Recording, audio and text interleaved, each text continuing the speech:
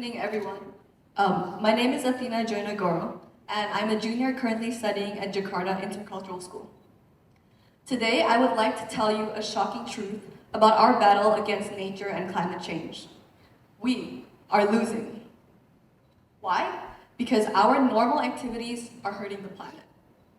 As each day goes by, climate change is threatening global temperatures, the rise in sea levels, and our own livelihoods. To improve our planet, climate action from 3 distinct groups needs to happen. Businesses, governments, but most importantly, ourselves. Individual change is only a single slice of the climate action pie, but it is the slice that we can control. Yes, businesses do need to reduce their emissions, and governments should implement climate policies. But what perhaps is the most vital piece of the solution is us. I am a 16-year-old student passionate about climate solutions from Indonesia.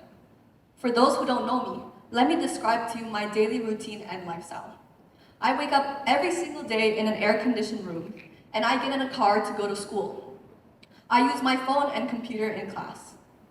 And when I reach home, I turn on the lights and do my homework. And recently, during the break, I traveled by plane to many different cities. Does this sound familiar? Even though these are all normal activities that many of us perform in our lives, we fail to recognize that they are the very ones threatening our planet and contribute the most significantly to our individual carbon footprint. Our individual carbon footprint is the estimation of total greenhouse gas emissions that are generated by our own actions, and it's measured in kilograms of carbon dioxide.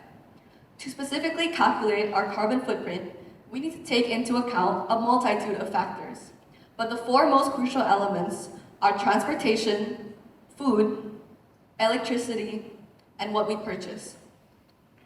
I began a personal initiative to spread awareness about our carbon footprint.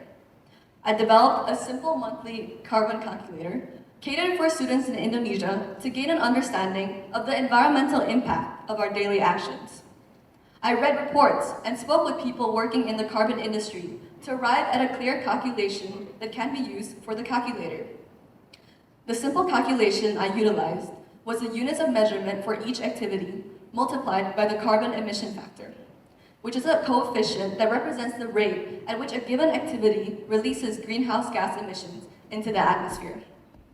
After obtaining the numbers needed, I sought to calculate my own carbon footprint.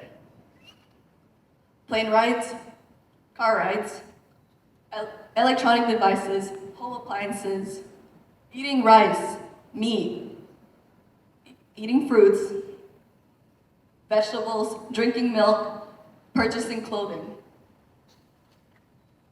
2,220 kilograms of carbon dioxide, which is equivalent to charging more than 270,000 smartphones. It is no wonder that the planet is heating up. These numbers are proof. Climate change is happening, and the accumulation of my own carbon emissions each month accelerates it. This is why people have to understand what to do. It isn't enough to just calculate our carbon footprint. We also need to make up for the emissions that we produce. This is also known as carbon offsetting. Carbon offsetting allows individuals to neutralize emissions and reduce their environmental impact. An individual's carbon offsetting contribution supports environmental projects that removes or prevent greenhouse gas emissions from the atmosphere. These projects include mangrove rehabilitation, coral restoration, rainforest preservation, or simply just planting trees. I would need to plant 36 trees in order to neutralize 2,220 kilograms of CO2 emissions. Many people, including myself, first underestimate emissions because we are just simply not aware of it. However, simple interventions such as a carbon label can inspire positive changes in our actions. For instance, people booking their flights could be told the carbon emissions or cost to offset each flight. And imagine if you were purchasing coffee and you saw a label about its carbon cost. So, while the burden of tackling this climate crisis doesn't just rest squarely on your shoulders, our own actions make a massive difference. Even though everybody is going carbon neutral these days, from the big companies such as Microsoft, Amazon, or Starbucks, to perhaps your own favorite clothing brand or cafe. The question still remains, do you yourself actually care about carbon? Do you feel the need to take action? Have you started to recognize the harsh realities of carbon emissions and that each of us has already contributed significantly to climate change? Remembering to track or offset carbon emissions won't be easy, but our planet certainly needs it.